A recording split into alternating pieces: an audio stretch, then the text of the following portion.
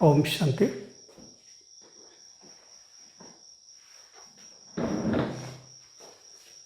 Question answer series में आज का क्वेश्चन है, बाबा पूछते हैं सबसे बड़ा खजाना कौन सा है जिससे ज्ञान और योग की परख होती है। ज्ञान सागर बाप आकर के आप हम सब बच्चों को ज्ञान और योग की शिक्षा देते हैं, जिसके माध्यम से हम जीवन में कई प्रकार के खजाने जमा करते हैं। तो बाबा ने उन खजानों में से एक विशेष खजाना उसको याद किया है और बाबा ने पूछा कि वो कौन सा खजाना है जो आपके ज्ञान और योग को सिद्ध करता है कि आपने अपने जीवन में प्रैक्टिकल में ज्ञान और योग को अप्लाई किया है। तो उत्तर में क्या होगा? खुशी का खजाना। तो बाबा कहते हैं सबसे बड़ा खजाना है खुशी का खजाना। चाहे कितना भी ज्ञान हो, योग हो, लेकिन खुशी की प्राप्ति नहीं, तो बाबा कहते हैं ज्ञान ठीक नहीं। अविनाशी बाप का अविनाशी खजाना है खुशी। तो जीवन में चाहे कितनी भी समस्याएं हों, परिस्थितियां हों, लेकिन आपकी खुशी गायब नहीं हो सकती। इस ज्ञान और योग में इतनी पावर है। तो बाबा कहते हैं चाहे कितना भी योग हो, लेकिन खुशी का अनुभव नहीं, तो योग ठीक नहीं। आपकी खुशी को देखकर दूसरे आपसे पूछें कि आपको क्या मिला।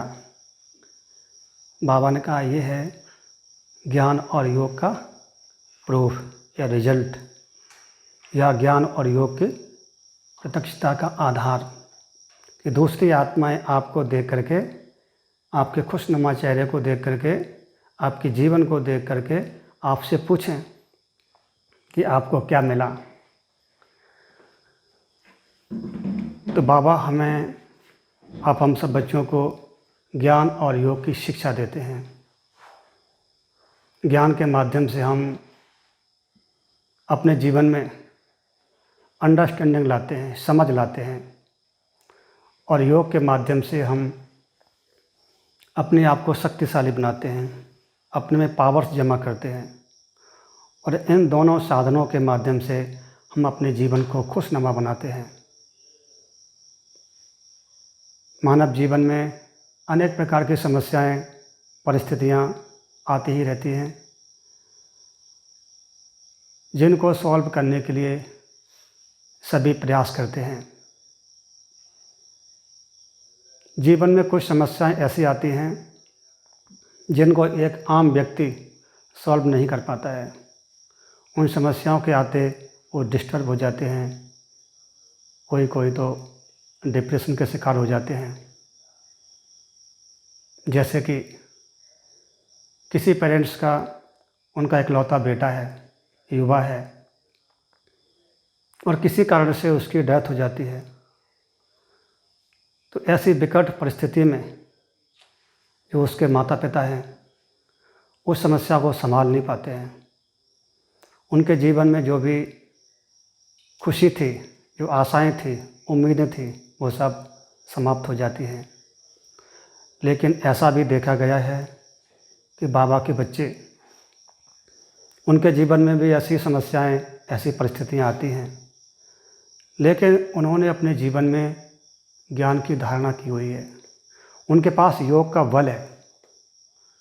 तो जब उनके जीवन में ऐसी कोई समस्या, ऐसी कोई परिस्थिति आई, उन्होंने उसको बहुत ही सुगमतापूर्वक, सहज भाव से सॉल्व किया। उन्होंने समस्या को स्वीकार किया कि जो आत्मा हमारे पास, हमारे घर में एक बेटे के रूप में थी, एक सहारे के रूप में थी, उस आत्मा का हमारे साथ इतने ही समय तक का पाठ था। तो ये ज्ञान की कमाल है, ये ज्ञान की विशेषता है कि जीवन में आने वाली किसी भी समस्या को हम सॉल्व कर सकते हैं। तो बाबा कहते हैं कि जीवन में कोई भी समस्याएं आती हैं, उन समस्याओं में आपकी खुशी गायब ना हो, क्योंकि आपकी खुशी अविनाशी खुशी है। अविनाशी बाप से प्राप्त हुआ यह खुशी का खजाना है। संसार में लोग खुशी को प्राप्त करने के लिए अनेक प्रकार के साधन अपनाते हैं, अनेक प्रकार के यत्न करते हैं, प्रयत्न करते हैं। दुनिया में लोग खुशी के लिए धन एकत्रित करते हैं, सोचते हैं धन होगा तो खुशी होगी, जितना अधिक धन उतनी अधिक खुशी, लेकिन ऐसा नहीं होता है।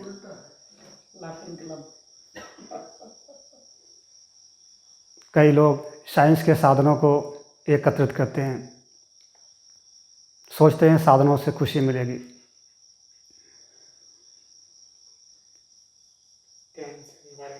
अजय टेंशन बढ़ जाता है, तबीयत नहीं है।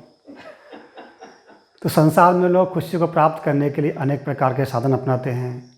संसार में कई प्रकार के ऐसे युक्तियां बनी हुई हैं, जैसे कि फेस्टिवल, कभी दिवाली, कभी होली, कभी ईद, तो कभी दशहरा। तो संसार में लोगों ने खुशी को बनाए रखने के लिए, खुशी को प्राप्त करने के लिए, खुशी को इमर्ज करने के लिए और उसके माध्यम से अपने जीवन को खुशनुमा बनाने के लिए अनेक प्रकार के साधनों को बनाया तो है, उसको अप्लाई भी करते हैं। लेकिन संसार में जो भी साधन बने हुए हैं वो सभी साधन टेम्परेरी हैं, अल्पकालीन हैं, क्षणिक हैं। आज देखेंगे किसी के चेहरे पर खुशियाँ ही खुशियाँ हैं, खुशियों में कोई गदगद हो रहा होगा, और अगले दिन देखेंगे तो उसके चेहरे पर मायूसी होगी, उदासी होगी, निराशा होगी। क्यों? क्योंकि उनके पास जो भी खुशी के साधन हैं वो सभी साधन टेम्परेरी हैं, अल्पकालीन हैं। लेकिन बाबा ने आप हम सभी को अविनाशी साधन प्रदान किए हैं, जिनके माध्यम से हम अपने जीवन में अविनाशी खुशी को प्राप्त करते हैं, उसको मेंटेन करते हैं, संभाल के रखते हैं और समय पर उसको यूज भी करते हैं। कहते हैं कि खुशी सबसे अमूल्य खजाना है, निधि है। खुशी जैसी खुराक नहीं, जिसके पास खुशी है उसके पास बाकी सभी खजाने अवश्य ही होंगे। तो खुशी जो है वो मानव मन के लिए एक खुराक है, एक टॉनिक है, जिस खुशी के माध्यम से मनुष्य का मन शक्तिशाली बन जाता है।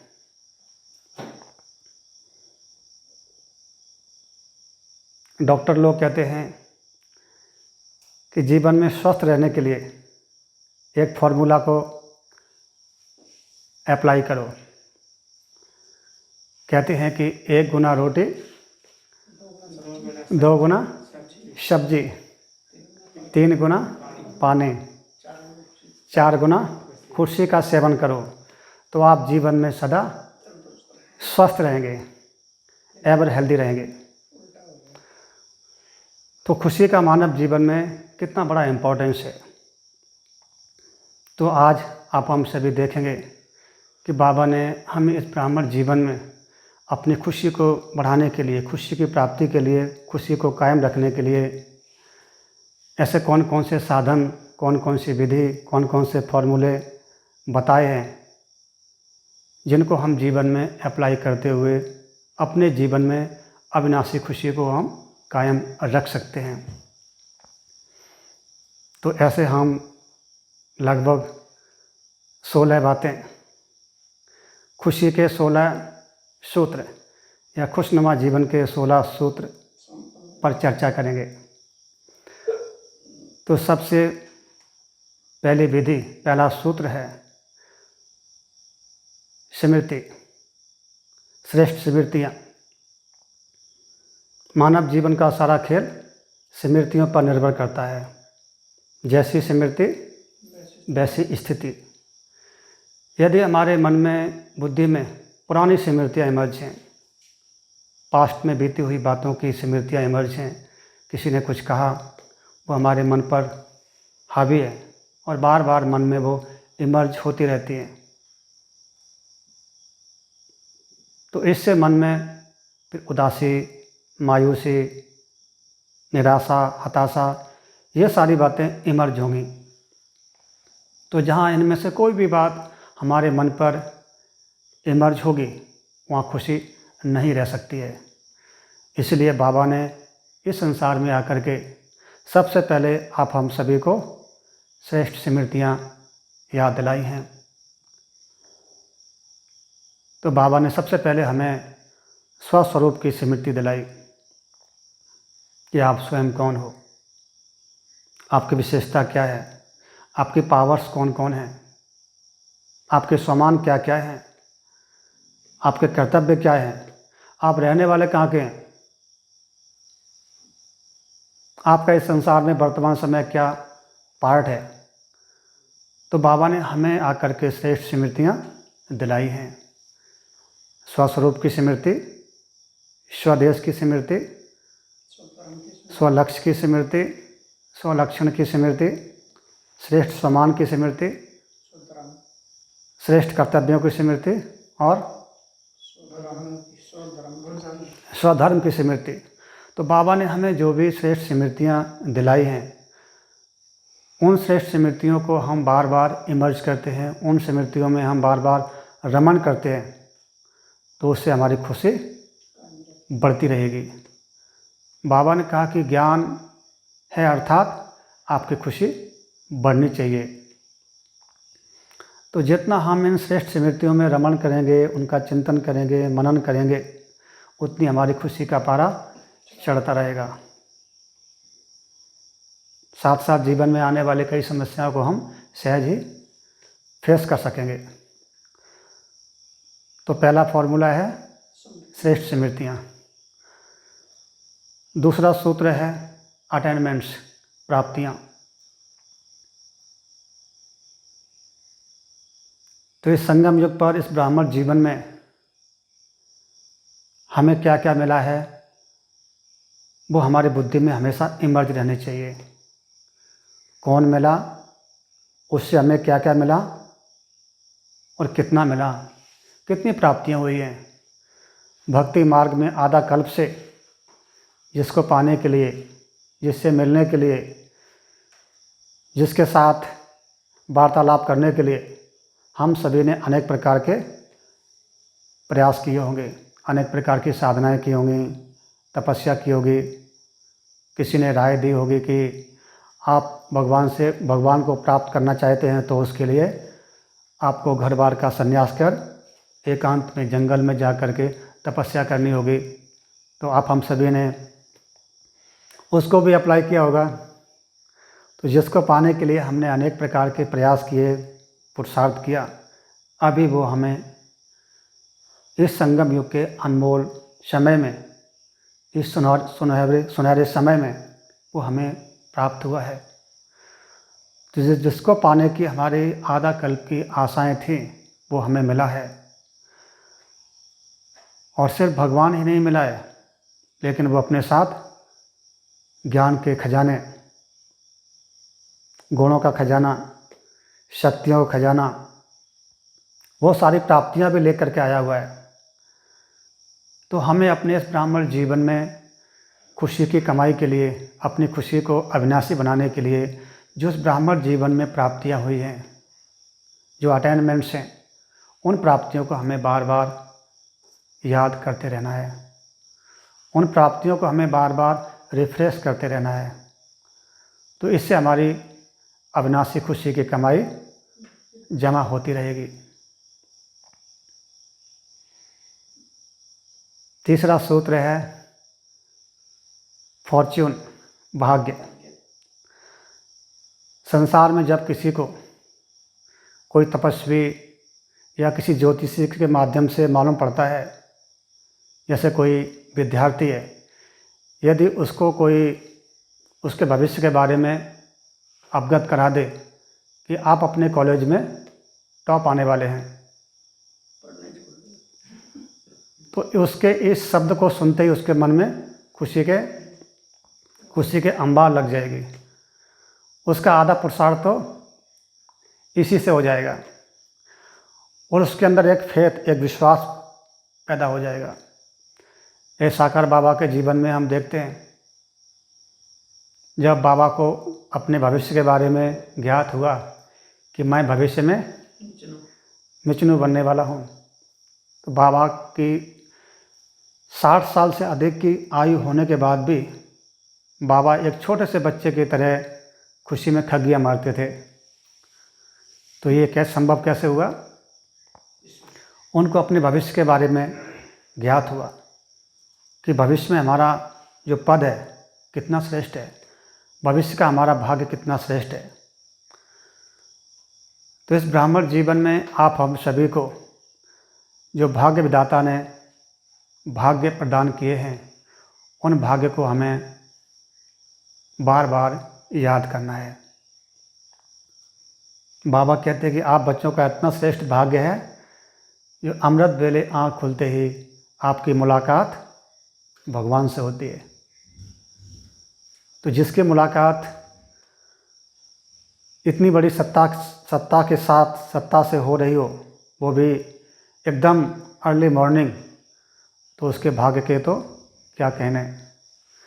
तो आप हम सभी का कितना श्रेष्ठ भाग्य है जो अमृत वेले आँख खुलते ही सबसे पहली मुलाकात भगवान से होती है और स्वयं भगवान हम बच्चों से गुड मॉर्निंग करते हैं। तो ये हम सभी का श्रेष्ठ भाग्य है। भगवान परम शिक्षक बन करके हमें कितनी सुंदर, कितनी श्रेष्ठ, कितनी विशेष पढ़ाई पढ़ाते हैं। सारा दिन हम जो भी कार्य व्यवहार करते हैं, वो सब कुछ करते हुए हम उसमें भगवान के साथ का अनुभव करते हैं, भगवान के मदद का अनुभव करते हैं। तो इस ब्राह्मण जीवन में हमें जो श्रेष्ठ भाग्य मिले हैं, उन श्रेष्ठ भाग्य को हम याद रखें, उसको यूज़ करें। भगवान हमें मिला है तो भगवान को हम यूज़ करें। बाबा कहते हैं कि मुझे यूज़ करो। जब भी आपके जीवन में कोई समस्या, कोई परिस्थिति आई हो, उस समय आप मेरा आह्वान करो, मुझे यूज़ करो और फिर उसकी रिजल्ट देखो क्या होता है। तो भगवान जो हमें सर्व संबंधों से प्राप्त हुआ है, वो हमारा श्रेष्ठ भाग्य है। तो हम बार बार अपने इस श्रेष्ठ भाग्य को याद करते रहें। यह ब्राह्मण जीवन में और भी जो श्रेष्ठ भाग्य मिले हैं। तो तीसरा सूत्र है खुशी के लिए, खुशनुमा जीवन के लिए अपना श्रेष्ठ भाग्य याद करते रहें। चौथा सूत्र है डोनेशन, दान पुण्य। बाबा ने लास्ट संडे की मुरली में एक विशेष टॉपिक पर चर्चा की थी। वो कौन सी पॉइंट थी? अखंड महादानी बनो। और बाबा ने कहा कि संसार की आत्माएं जो परेशान हैं, दुखी हैं, अशांत हैं, उन आत्माओं को खुशी का दान देना ये सबसे बड़ा दान है। लंगर चलता रहे। तो आपका अखंड लंगर चलता रहे। बाबा ने कहा कि आप किसी भी आत्मा को खुशी का दान देंगे तो उससे आपको दुआएं मिलेंगी, आपको वो बार बार आपके लिए शुक्रिया अदा करेंगे, आपको थैंक्स देंगे, धन्यवाद देंगे। तो बाबा ने उसके लिए कहा कि आपको हर कर्म और हर कर्म इंद्रिय से दूसरों को दान देना है। मस्तक से क्या दान देंगे? स्वस्वरूप की स्मृति दिलाओ। मस्तक से उन आत्माओं को, संसार की आत्माओं को स्वस्वरूप की स्मृति दिलाओ। नयनों से स्वदेश और स्वराज्य की स्मृति दिलाओ कि आप कहाँ के रहने वाले हैं और आपका अपना स्वराज कौन सा था? रास्ता दिखाओ उसका। उनको उसका रास्ता दिखाओ। तीसरा, मुख से रचता और रचना के ज्ञान के विस्तार को स्पष्ट कर ब्राह्मण सो फरिश्ता सो देवता बनने का वरदान दो। चौथा, हाथों से कर्मयोगी सहज योगी बनने का वरदान दो। पांचवा, कदमों से फॉलो फॉतर कर कदम कदम में पद्मों की कमाई जमा करने का उनको वरदान दो। तो बाबा ने कहा कि संसार की आत्माओं को आप अपने कर्म इंद्रियों से और कर्मों से जितना उनको आप ये दान देंगे तो उनके जीवन में खुशियाँ आएंगी, और जितनी आत्माओं को आप खुशियाँ प्रदान करेंगे, उनके जीवन को खुशनुमा बनाएंगे, तो उतनी उन आत्माओं से आपको दुआएं मिलेंगी, आशीर्वादें मिलेंगी, और वो दुआएं आपके जीवन में आपकी खुशी को बढ़ाने का कार्य करेंगी। आपकी अविनाशी खुशी बढ़ती रहेगी, जमा होती रहेगी। तो चौथा फॉर्मूला है अपनी खुशी को बढ़ाने के लिए, अविनाशी खुशी की प्राप्ति के लिए, उस खुशी को जमा करने के लिए कि जो हमारे पास खजाने हैं, जो भगवान से प्राप्त हुए हमें जो हमारे पास खजाने हैं, उन खजानों को हम संसार की अन्य आत्माओं को डोनेट करें, उनको दान करें। अगला सूत्र है इनकम, कमाई। बाबा कहते हैं जहाँ कमाई होती है वहाँ खुशियाँ होती हैं। जिसकी बहुत कमाई होती है, अगर यदि किसी के पास कोई रात्रि के समय टू लेट कोई ग्राहक आता है और उससे कमाई होती है, तो रात को उसकी नींद भी फिट जाती है। तो कमाई के लिए हमने लास्ट टॉपिक में चर्चा की थी कि कमाई कैसे, कौन कौन से साधन हैं। यदि उन साधनों को हम यूज़ करते हैं तो दिन प्रतिदिन हमारी अविनाशी कमाई जमा होगी, और जितनी अविनाशी कमाई जमा होती रहेगी उतनी हमारी खुशियाँ बढ़ती रहेंगी। तो वो कौन कौन से साधन थे? सबसे पहले याद। बाबा ने कहा याद ही कमाई का साधन है, याद ही कमाई है। कदम कदम पर आप बाप की याद में हैं तो आप कदम कदम में पद्मों की कमाई जमा करते रहते हैं। तो सबसे पहले पॉइंट थी याद। सेकंड पॉइंट पढ़ाई। ये पढ़ाई सोर्स ऑफ इनकम है। तो जितना भगवान की पढ़ाई लगन से पढ़ते हैं, भगवान जो हमें ज्ञान रत्न देते हैं उनको अपनी बुद्धि में हम जमा करते हैं, तो उसके माध्यम से हमारी अविनाशी कमाई जमा होती रहती है। तीसरा था मनन चिंतन। ज्ञान रत्नों का चिंतन करना, उसको जीवन में धारण करना। जब हम ज्ञान रत्नों को जीवन में धारण करते हैं तो समय आने पर उनको हम जीवन में अप्लाई कर सकते हैं, और उसके माध्यम से हमारी कमाई होती है। चौथा था दान, डोनेशन। पांचवा विशेषताएं। अगला साधन, स्थान। फिर साधन, संतुष्टता। संतुष्ट रहो, संतुष्ट करो। फिर अगला पॉइंट श्रेष्ठ पुरुषार्थ से दुआओं का खाता जमा करना और इकोनॉमी करना। दूसरी आत्माओं के तन मन धन को सफल कराना और सहयोग का नोट। तो ये अनेक प्रकार के खजाने हैं, इनसे हमारी कमाई जमा होती है। तो बाबा ने कहा कि जो इस ब्राह्मण जीवन में आपको खजाने मिले हैं, इन खजानों के माध्यम से आप जितनी कमाई जमा करेंगे, जितनी आपकी कमाई बढ़ती जाएगी, उतनी ही आपकी खुशी बढ़ती जाएगी। आपके खुशी का पारा चढ़ता रहेगा। तो हमें अपनी खुशी की कमाई के लिए, अपनी खुशी को बढ़ाने के लिए इस प्रकार की जो इनकम बाबा ने हमें बताई है, श्रेष्ठ भाग लिखने के लिए श्रेष्ठ कलम दी है, उससे अपनी कमाई को जमा करते रहना है। अगली पॉइंट है जर्नी, यात्रा। संसार में लोग जब अपने कार्य व्यवहार में बहुत व्यस्त रहते हैं, जब उनके मन पर बहुत सारा बोझ हावी होने लगता है, तो उसके लिए वो उससे रिलीज होने के लिए, अपने मन को उससे हल्का करने के लिए एक युक्ति अपनाते हैं कि वो थोड़ा समय के लिए अपने कारोबार से फ्री होकर के कहीं यात्रा पर जाते हैं, टूर पर जाते हैं, और वहाँ जा कर के वो खुशियाँ मना करके आते हैं। लेकिन संसार में जो खुशियाँ प्राप्त होती हैं वो सब टेम्परेरी होती हैं। जब तक बाहर हैं तब तक खुशियाँ हैं, और जैसे ही वापस अपने स्थान पर आते हैं, संबंध संपर्क में आते हैं, अपने कारोबार में आते हैं, तो पुनः फिर से वही समस्याएं, वही परिस्थितियां, वही टकराव, मनमुटाव फिर से हावी होने लगता है। तो वहाँ जो खुशियाँ प्राप्त होती हैं वो स्थायी नहीं रहती हैं, थोड़े समय के लिए होती हैं। लेकिन बाबा कहते हैं कि आपकी जो जर्नी है, जो आपकी यात्रा है, आपको इस यात्रा से जो आपको शक्ति मिलती है, जो आपको एक अनुभव होता है, वो अनुभव, वो शक्ति आपके जीवन में आगे के लिए खुशियाँ भर देती है।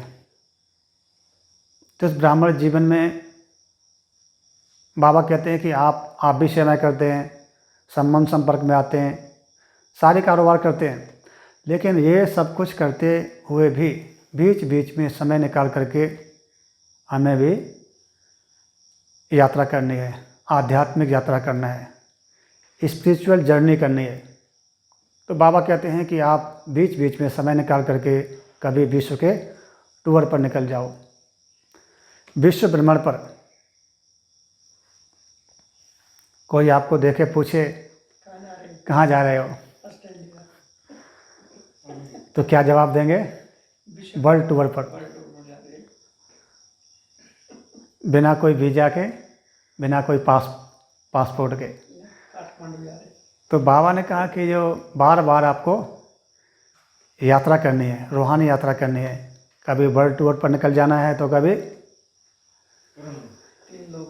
तीनों लोगों की सैर करनी है, तो कभी आपको 4 धाम की यात्रा करनी है, कभी सेवा केंद्रों की यात्रा करनी है,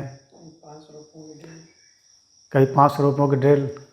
तो बाबा ने हमें जो अनेक प्रकार के यात्राएं बताई हुई हैं, हमें बीच बीच में उसको अवश्य ही करनी है, क्योंकि हम एक परिवार के साथ हैं, समाज के साथ हैं, हम कई आत्माओं के संबंध संपर्क में आते हैं, और लंबे समय तक यदि हम किसी कारोबार में, कोई भी कामकाज में व्यस्त रहते हैं, तो वहाँ का जो वातावरण है, वायुमंडल है, वो हमारे मन पर हावी होने लगता है। और मन पर यदि किसी प्रकार का कोई भी बोझ होगा, तो मन कभी भी खुश नहीं होगा। मन की विशेषता है कि वो उसको हमेशा क्या चाहिए? नवीनता चाहिए। उसको अपने पर कोई बोझ नहीं चाहिए, उसको फ्रीडम चाहिए। तो उस फ्रीडम के लिए, उसको हल्का रखने के लिए हमें बीच बीच में और बार बार जर्नी करनी है, स्पिरिचुअल यात्रा करते रहना है। तो इसके माध्यम से हमारी अविनाशी खुशी बढ़ेगी, जमा होगी। क्योंकि जब भी हम आध्यात्मिक यात्रा करते हैं, ये जर्नी करते हैं, तो आप देखेंगे जब आप जर्नी करके वापस लौटते हैं, तो आपके मन में एक विशेष पावर होती है, और उस समय आप कई अलौकिक अनुभूतियां करके लौटते हैं, जो आपके मन को शक्तिशाली बनाती हैं। इसलिए हमें बार बार ये स्पिरिचुअल जर्नी करते रहना है। उससे हमारा मन शक्तिशाली रहेगा, मन हल्का रहेगा, और मन खुश रहेगा, उड़ता रहेगा। अगला सूत्र है एंटरटेनमेंट के साधनों को यूज़ करना। संसार में भी लोग खुशी के लिए एंटरटेनमेंट के साधनों को यूज़ करते हैं। अपने कारोबार से फ्री होकर के, या बीच बीच में अपने धंधे से समय निकाल करके टीवी के सामने जा कर के बैठ जाते हैं। उनसे पूछो भाई क्यों, तो सोचते हैं थोड़ा सा रिलैक्स होने के लिए। कोई मूवी देखेंगे, कोई नाटक देखेंगे, कोई न्यूज़ सुनते हैं, या जो उन्हीं में अनेक प्रकार के जो मनुष्य के मन को खुशी देने वाले साधन होते हैं, उनको देख करके वो अपने मन को खुश करने का पुरुषार्थ करते हैं। तो एंटरटेनमेंट के जो भी साधन हैं संसार में भी लोग उनको यूज करते हैं, जैसे कि टीवी है, कोई कहानियाँ हैं, कोई नाटक हैं। तो बाबा ने कहा कि आपके पास जो साधन हैं वो साधन अलौकिक हैं। दुनिया वाले जिन साधनों को यूज़ करते हैं वो साधन लौकिक हैं, विनाशी हैं, प्रकृति के साधन हैं। और प्रकृति के साधन अस्थायी होते हैं। आज आपकी टीवी चल रही है, घर में लाइट है, तो आपके मन में खुशी, आप कोई सीरियल देख रहे हैं तो उस समय खुशी हो रही है। अचानक लाइट कट होती है तो खुशी भी गायब। तो बाबा ने कहा कि आपको इस संगम योगी ब्राह्मण जीवन में भगवान ने आपको अलौकिक साधन दिए हैं। उन अलौकिक साधनों को आप इस ब्राह्मण जीवन में अप्लाई कीजिएगा।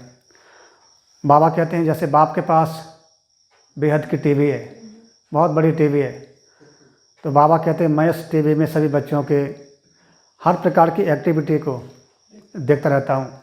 तो इसी प्रकार से आप हम सभी बच्चों को, जैसे बाप टीवी देखते हैं, हमें भी टीवी देखना है, स्वर्ग की टीवी। कौन सी टीवी देखनी है? बेहद की टीवी देखनी है। उस बेहद की टीवी में क्या क्या देखना है? 84 स्वर्ग के सीन, स्वर्ग के सीन देखने हैं। और चंकियां मार रहे हैं विष्णु की तरफ। जो 5000 वर्ष की जो ड्रामा, रील है, जो फिल्म है, उस फिल्म को देखना है कि उस फिल्म में कौन कौन हीरो एक्टर हैं, कौन कौन उसमें विलन है और किस किस का उसमें साधारण पार्ट है। साथ साथ उसमें अपने रोल को भी देखना है कि हमारा उसमें क्या रोल है।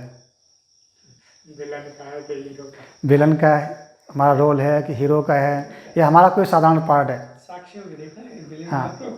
लेकिन हमें यह टीवी हमेशा साक्षी होकर के देखनी है। तो बाबा ने कहा कि बाप ने आपको ऐसी बेहद की टीवी दी है, दिव्य बुद्धि की टीवी, उसके माध्यम से अपने 5000 वर्ष के पाठ को देख सकते हैं। उसका रिमोट अपने पास ही रखें। साथ साथ बाबा ने कहा कि बेहद की कहानी 84 बर्थ की जो कहानी है, स्टोरी है, उस कहानी को आप याद करो तो उससे आपको खुशी होगी।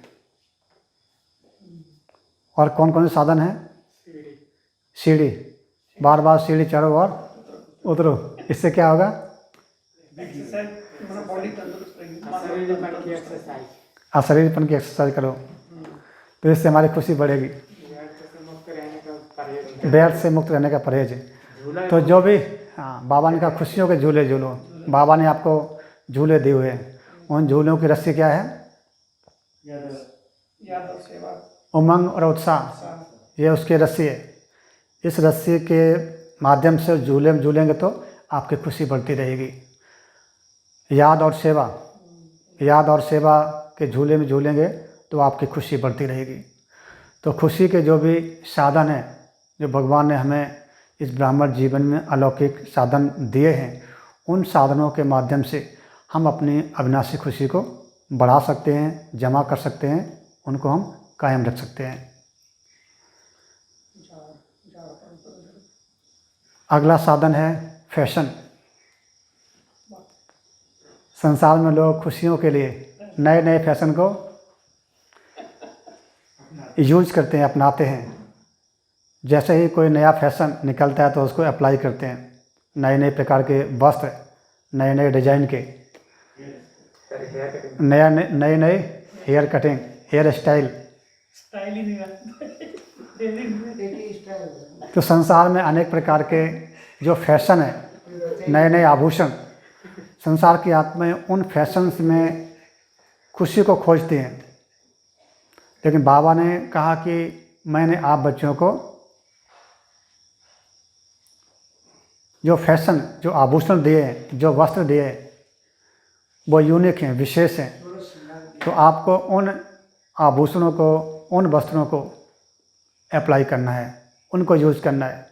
बाबा ने हमें अनेक प्रकार की ड्रेसेस दी हैं, फरिश्ते स्वरूप की ड्रेस, लाइट की ड्रेस, चमकीली ड्रेस, सतयुगी ड्रेस, हल्की ड्रेस।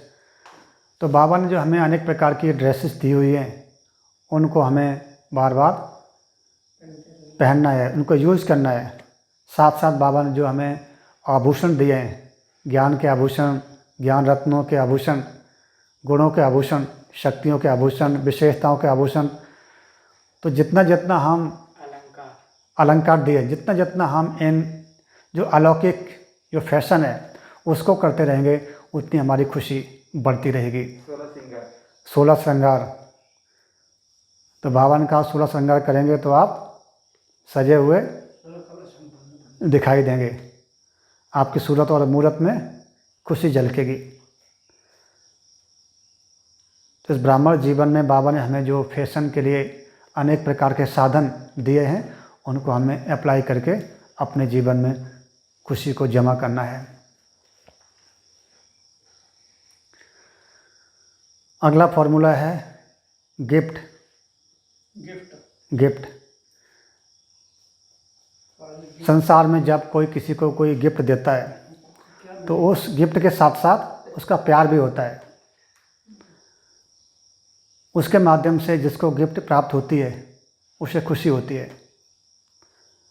इस संसार में जो गिफ्ट देते हैं वो टेम्परेरी होती है, 2 दिन, 4 दिन, 8 दिन, 1 मास, उसके बाद वो ख़त्म। लेकिन बाबा ने हमें जो गिफ्ट प्रदान की है वो हमारी गिफ्ट भी अविनाशी है।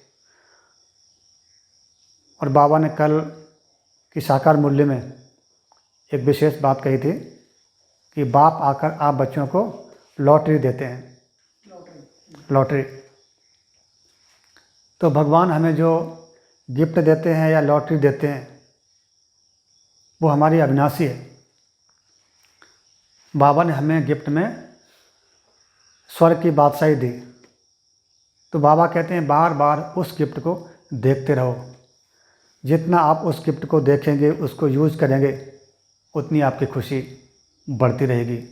तो हमें देखना है कि इस ब्राह्मण जीवन में भगवान ने हमें कौन कौन सी गिफ्ट या कौन कौन सी लॉटरी दी हुई है। तो बाबा ने हमें कौन कौन सी गिफ्ट दिए हैं? सामान की गिफ्ट। सामान की गिफ्ट। सामान की गिफ्ट है, लिफ्ट की गिफ्ट। बाबा ने कोई मुरली में कहा था कि बाप ने आपको लिफ्ट की गिफ्ट दी है। जिस लिफ्ट की गिफ्ट में बैठ करके आप, जिस लिफ्ट में बैठ करके आप 3 लोगों की सैर कर सकते हैं, जहाँ चाहे वहाँ उसके माध्यम से आप जा सकते हैं। 3 फ्लोर। तो बाबा ने जो हमें अनेक प्रकार की गिफ्ट दी है, जैसे लिफ्ट की गिफ्ट है, ब्राह्मण जीवन ही गिफ्ट है। तो इस गिफ्ट को जितना हम यूज करेंगे, उसको हम याद करेंगे, उतनी हमारी खुशी बढ़ती रहेगी। डिवाइन इंटेलेक्ट की गिफ्ट। डिवाइन इंटेलेक्ट की गिफ्ट, दिव्य बुद्धि की गिफ्ट, दिव्य नेत्र। स्वस्वरूप की गिफ्ट। तो बाबा ने जितने भी हमें गिफ्ट दिए हैं या लॉटरी दिए हैं, उनको हमें बार बार याद करना है और उसको यूज़ करना है। इससे हमारी अविनाशी खुशी बढ़ती रहेगी।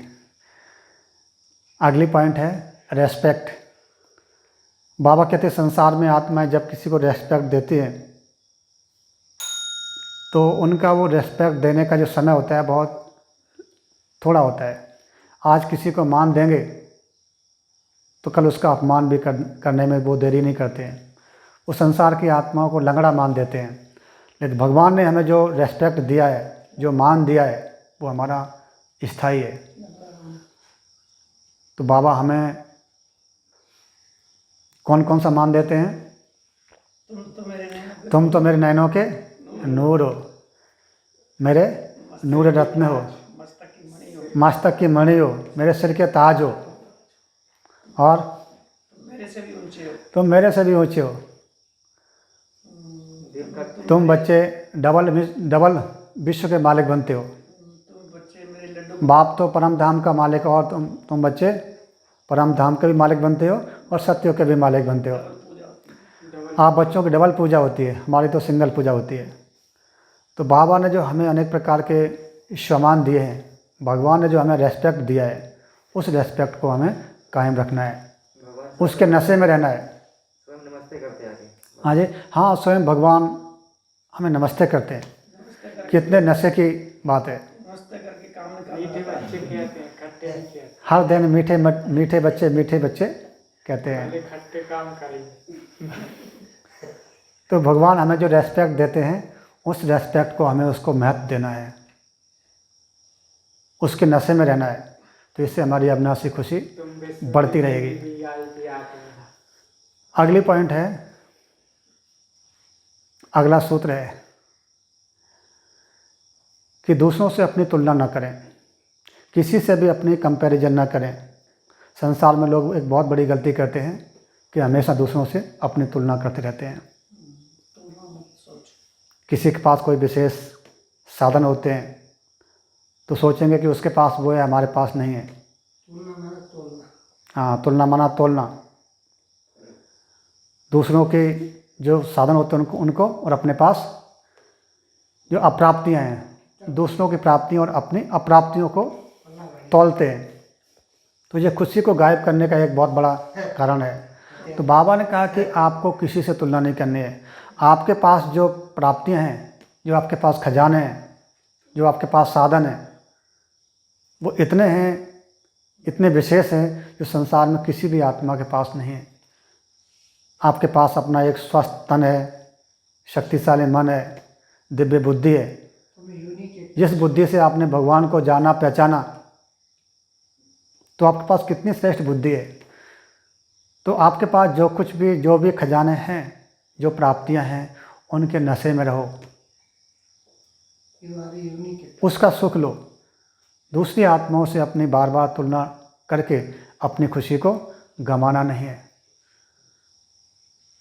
तो 11वीं पॉइंट है कि दूसरों से तुलना ना करें। तुलना मुक्त दृष्टिकोण। जब भी तुलना करेंगे तो हमारी खुशी गायब होगी। तो अपनी खुशी को मेंटेन करने के लिए, अपनी खुशी को कायम रखने के लिए किसी से भी हमें अपनी तुलना नहीं करनी है। हमें भगवान से जो प्राप्तियां हुई हैं, जो हमारे पास खजाना है, हमें उसको बार बार याद करते रहना है। अगली पॉइंट है, वर्तमान में जिएं। संसार में लोगों की एक मानसिकता होती है कि वो या तो पास्ट में रहेंगे या फिर फ्यूचर में। वर्तमान का जीवन नहीं जीते हैं।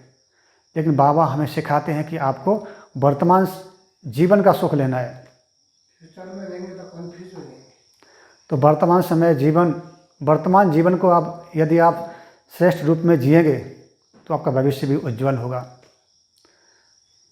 तो हमेशा वर्तमान में रहना, वर्तमान का सुख लेना, वर्तमान में जो प्राप्तियां हो रही हैं उन प्राप्तियों को अनुभव करना। तो जो आत्माएं वर्तमान में जीते हैं उनके जीवन में स्थायी खुशियां रहती हैं। अगली पॉइंट है, पास्ट का चिंतन और फ्यूचर का चिंता। इन दोनों से अपने आप को बचा के रखना है। पास्ट और फ्यूचर से मुक्त है। पास्ट नहीं, मुक्त नहीं, पास्ट के चिंतन से, पास्ट के व्यर्थ चिंतन से, उससे मुक्त रहना है। पास्ट में हमारे जीवन में कोई ऐसी घटना घटी, किसी ने अपशब्द बोल दिए, कुछ असफलता मिली, तो उसको हम अभी वर्तमान समय अपने साथ लेकर के न चलें, बार बार उसके चिंतन में न रहे। यदि हम बार बार उसको चिंतन में लाएंगे तो जो हम खुशी की कमाई कर रहे हैं वो हमारी खुशी की कमाई समाप्त हो जाएगी, हमारी खुशी उड़ जाएगी। तो बाबा ने कहा कि पास्ट के चिंतन को अभी अपने मन पर हावी नहीं होने देना है। साथ साथ भविष्य की चिंता कि भविष्य में हमारा क्या होगा, परिवार का क्या होगा, बच्चों का क्या होगा, या हमारे कारोबार का क्या होगा। तो बाबा ने कहा कि वर्तमान को आप अच्छे से जिएंगे, आपका भविष्य उज्जवल है, श्रेष्ठ है। तो पास्ट का चिंतन और भविष्य की चिंता, इससे अपने आप को मुक्त रखना है। अगला सूत्र है कि अपने जीवन में जो हमने जीवन में खुशियों के पल, खुशियों के क्षण अनुभव किए थे, उनको बार बार याद करना।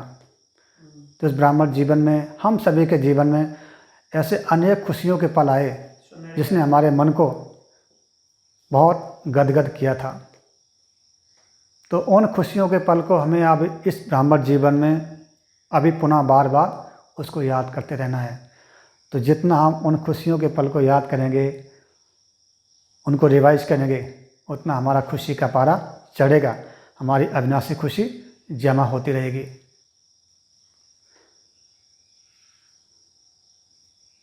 अगली पॉइंट है गीत संगीत। बाबा कहते हैं कि जब कभी थोड़ी भी उदासी आए तो गीत संगीत के माध्यम से अपने आप को फिर से रिफ्रेश करो। संसार की आत्माएं भी गीत संगीत के माध्यम से अपने मन को खुश करती हैं, लेकिन बाबा ने जो हमें अलौकिक गीत दिए, उन गीत के माध्यम से हमें अपने आप को बार बार रिफ्रेश करते रहना है। जैसे अभी हमने सुना कि हमको मिली ऐसी खुशी जो कहीं मिलती नहीं। तो ऐसे जो हमारे अलौकिक गीत बने हैं, उन गीतों को बार बार हमें सुनना है। हो सके तो गीतों को लिखना है, गीतों को लिखना है। यदि हो सके तो उनको गाना भी है। यदि लिखना और गाना नहीं आता है तो सुनना तो हर एक को आता ही है। तो गीतों को सुन करके अपने मन में बार बार हमें खुशियों को लाना है। इससे हमारी खुशी जमा होती रहेगी। और लास्ट 16वें पॉइंट है एक्सरसाइज, तन और मन की एक्सरसाइज। तो बाबा कहते हैं कि जैसे आपको मन की एक्सरसाइज करनी है, उसी प्रकार से आपको तन को स्वस्थ रखने के लिए आपको तन की एक्सरसाइज भी करते रहना है। तो इस ब्राह्मण जीवन में हमें अविनाशी खुशियों को इमर्ज करने के लिए, खुशी की कमाई के लिए, उस खुशी को जमा करने के लिए, खुशी को बढ़ाने के लिए हमें तन और मन दोनों की एक्सरसाइज करते रहना है। क्योंकि एक्सरसाइज से तन और मन दोनों स्वस्थ रहते हैं। उनमें मोल्डिंग पावर रहती है, शक्तिशाली बनते हैं, समस्याओं को फेस करने की उनमें पावर बढ़ती है, उससे रिफ्रेशमेंट होती है, लचीलापन आता है। तो इस ब्राह्मण जीवन में हमें तन और मन दोनों की एक्सरसाइज करते रहना है। तो एक खुशनुमा जीवन जीने के लिए ये 16 अलौकिक विशेष सूत्र हैं, खजाने हैं। इन खजानों को हम जीवन में अप्लाई करते हुए चलते चलेंगे तो हम अविनाशी खुशी को प्राप्त भी करते रहेंगे, उसको बढ़ाते रहेंगे, उसको कायम रख सकेंगे और जीवन में ब्राह्मण जीवन के मौज लेते रहेंगे। तो सबसे पहला श्रेष्ठ समृद्धियाँ, फॉर्मूला कौन सा था? श्रेष्ठ स्मृतियाँ। दूसरा प्राप्तियाँ, प्राप्तियाँ, अटेनमेंट्स। तीसरा भाग्य, भाग्य, श्रेष्ठ भाग्य। डोनेशन, चौथा डोनेशन। पांचवा इनकम, इनकम, जर्नी, इनकम करते रहना है। छठवां जर्नी, यात्रा, हमें बार बार विश्व भ्रमण पर निकल जाना है। अगला एंटरटेनमेंट के साधन यूज करना, एंटरटेनमेंट के साधन, जो हमें इस ब्राह्मण जीवन में अलौकिक साधन प्राप्त हुए हैं, उन साधनों को हमें यूज करना है। अगला fashion. Next point gift, gift, gift और रेस्पेक्ट, रेस्पेक्ट। अगला नो कंपैरिजन, नो कंपैरिजन, किसी से कोई तुलना नहीं करनी है, जो हमें मिला है उसका सुख लेना है। अगले पॉइंट्स वर्तमान में जीना, वर्तमान में जिए, प्रेजेंट, प्रेजेंट में जीना, प्रेजेंट का सुख लेना। अगले पॉइंट पास्ट और फ्यूचर के जो व्यर्थ चिंतन है उससे मुक्त रखना अपने आप को। अगले पॉइंट सुनहरी यादें, खुशियों के सुनहरी यादें, बीते हुए पल, बीते हुए पलों की सुनहरी यादें। अगली पॉइंट गीत संगीत, गीत संगीत और लास्ट एक्सरसाइज। तो ये 16 सूत्र हैं, इनके माध्यम से हम अपने जीवन को खुशनुमा जीवन बना सकते हैं, एक खुशनुमा जीवन का अनुभव कर सकते हैं। तो बाबा ने कहा कि बाप ने आप बच्चों को सबसे बड़ा खजाना खुशी का खजाना दिया है और आपके ज्ञानी और योगी जीवन का रिजल्ट है स्थायी खुशी, अविनाशी खुशी। तो उस खुशी को हमें हमेशा कायम रखना है। ओम शांति।